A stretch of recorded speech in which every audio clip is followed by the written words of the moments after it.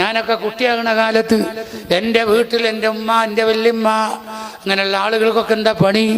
ഷാമാരിവിൻ്റെ ഇടയിൽ അല്ലെങ്കിൽ സംസ്കരിച്ചു കഴിഞ്ഞാൽ ബദരിയത്ത് ബൈത്ത് ചെല്ലലാണ് പതിവ്, അല്ലെങ്കിൽ മുഹീദ്ദീൻ മാല പാടലാണ്, അല്ലെങ്കിൽ നഫീസത്ത് മാല പാടലാണ്.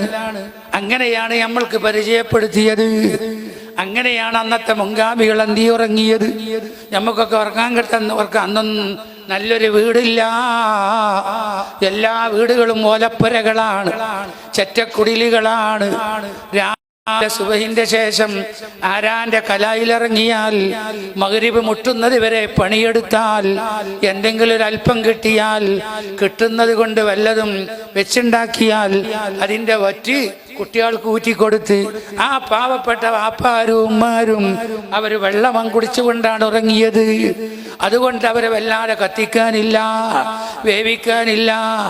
അവരിങ്ങനെ ഇരുന്നിട്ട് പതറേറ്റില്ലാണ്, ഇങ്ങനെയുള്ള മാലകൾ പാടുകയാണ്.